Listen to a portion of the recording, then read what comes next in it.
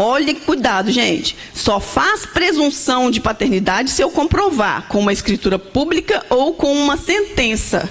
Por quê? Porque configura a união estável, a união fática. Na verdade, a união estável é a união fática. Essa história de apresentar um documento que comprove a união estável, apesar de estar no Código de Normas, nós sabemos que é complicado, né? Não traz segurança jurídica de forma plena, porque a união estável pode não ser mais atual.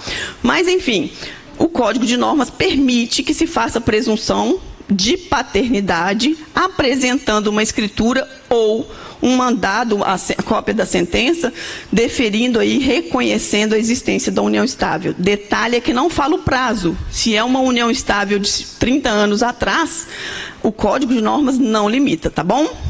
Então, permite? Sim, caso seja apresentado um documento.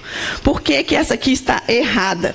Porque ela fala em qualquer caso, não é em qualquer caso. Se o casal que vive em união estável, ou seja, viver em união estável, não necessariamente irá fazer presunção, porque se não tem um documento que faça isso de forma expressa, que comprove, não, né, que afirme viver em união estável de forma expressa, não vai poder fazer presunção. Tá? Isso está no 547 do Código de Normas, parágrafo 1º, incisos 3º e 4º. Não é isso? O parágrafo 1º, só se eu coloquei o número errado. Se os pais forem casados entre si, é parágrafo 1º, não é isso? Se os pais não forem casados entre si. Não, porque... Mas assim, poderá somente um deles comparecer ao ato de registro, desde que apresente declaração de reconhecimento de paternidade ou testemunho. Ah, sim, olha, é porque os dois estão falando do mesmo assunto, mas eu coloquei aqui o seguinte, ó, se os pais forem casados entre si ou conviverem em união estável, ambos seria possível, né? Poderá somente um deles comparecer ao ato de registro, desde que apresente. Aí os incisos 3º e 4º falam escritura pública de união estável ou sentença em que foi reconhecida essa união estável, tá bom? Então, a 7 é falsa. Vamos para 8. A mãe absolutamente incapaz. Aproveitando essa deixa para a gente falar que o Estatuto da Pessoa com Deficiência modificou a nossa teoria da capacidade e agora só existe uma possibilidade de pessoa ser absolutamente incapaz. Qual? Menor com 16 anos incompletos. Ok? Menor de 16. Só existe essa possibilidade da pessoa ser absolutamente incapaz. Fora isso, o máximo que acontece é a pessoa ser relativamente incapaz e, mesmo assim, essa incapacidade está limitada para os atos de natureza patrimonial ou negocial. Tranquilo? E aí nós temos, então, de acordo com isso aqui, não terminei de ler. A mãe absolutamente incapaz pode ser representada para a lavratura do registro de nascimento de seu filho, não obstante o ato ser personalíssimo. O que vocês acham? Pelo Código de Normas de Santa Catarina, sim, a mãe pode ser representada. Então, cuidado, porque é uma tecnia, porque é um ato personalíssimo, a pessoa não poderia ser representada. Agora, a avó materna pode substituir, digamos assim, a mãe no registro quando ela tem menos de 16 anos? Sim, mas aí a própria avó seria a declarante. Nós não falamos lá no 52 que a avó tem legitimidade desde que ela apresente um motivo por que ela está ali? Então, se a mãe iria declarar porque ou é casada, vive em união estável e o pai está longe, e ela só teria esses instrumentos para provar a presunção, e aí, como ela é menor, ela não pode fazer sozinha, então quem vai fazer? A própria avó materna, mas por ela própria, ela que vai ser a declarante, e não ela representando a declarante. Porque a mãe não pode ser declarante nessa situação. Olha que interessante. Tá? E como que a avó vai afirmar essa maternidade? Se aqui em Santa Catarina precisa da anuência da mãe, a concordância para o estabelecimento da filiação, não para a declaração. Muito cuidado. Em que situação essa avó poderia estabelecer a maternidade? A própria declaração de nascido vivo com essa avó, na verdade, ela já deveria ser suficiente para dizer quem é a mãe. tá?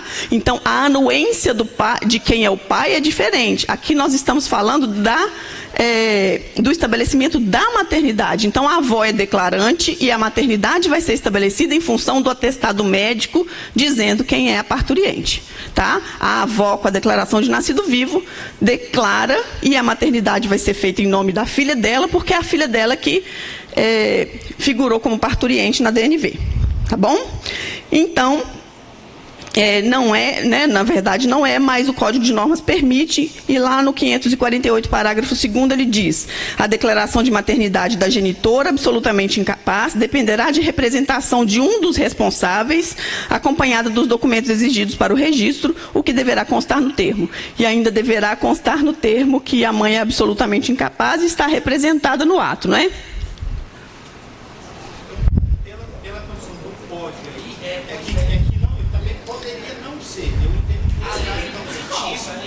O quê? Não, mas olha, a declaração de maternidade da genitora absolutamente incapaz dependerá.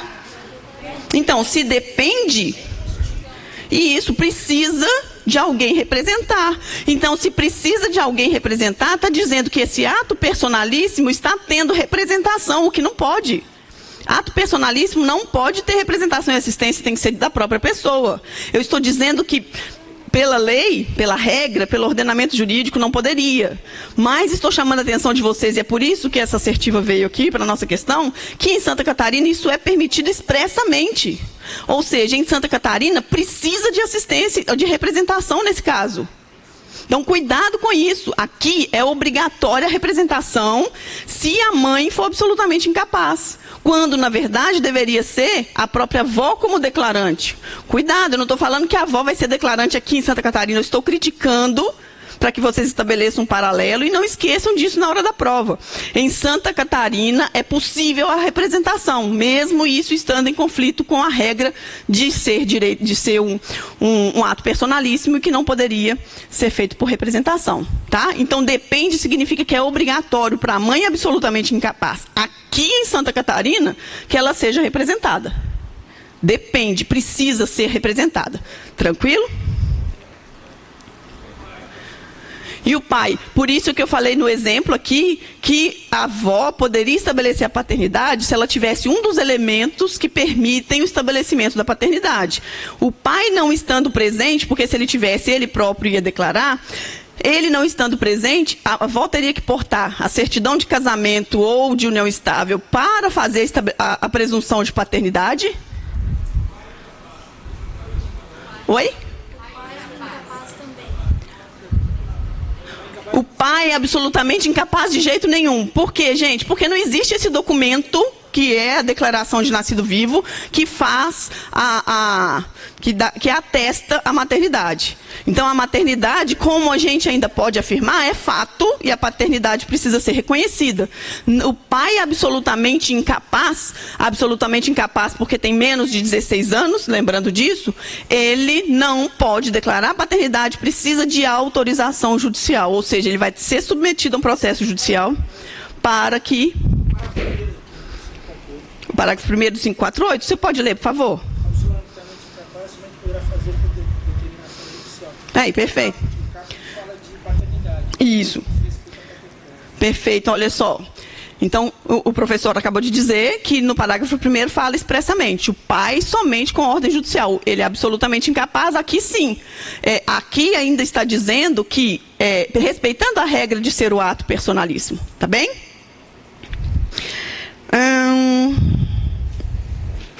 Aí nós vamos aqui agora para a alteração de nome e sexo no transgênero. Antes da gente falar qualquer coisa, eu queria fazer umas observações bem rápidas para vocês. Eu ainda tenho uns minutinhos, vai dar tempo. Gente, ADI 4275 do Supremo Tribunal Federal disse que, para atender uma convenção internacional que o Brasil é signatário, que é o Pacto de São José da Costa Rica, que exige, que dispõe, né, que as pessoas têm o direito de autodeterminar o seu gênero, ou seja, elas têm o direito de falar qual que é a sua manifestação de gênero, ou seja, eu sou do gênero feminino independentemente do meu sexo. Pessoal, sexo é uma questão de fato, é uma questão biológica, é uma questão genética. Eu posso alterar o sexo? Sim, se eu fizer cirurgia de transgenitalização ou se eu fizer tratamento hormonal. Então, mudar o sexo precisa sim dessas situações, da cirurgia e do tratamento hormonal, tá? Por quê? Porque é situação, de fato, é situação biológica. Para que a pessoa seja do sexo masculino, ela precisa necessariamente ter pênis, testículo e cromossoma XY. Tudo que for diferente disso faz com que essa pessoa não seja de forma absoluta um homem.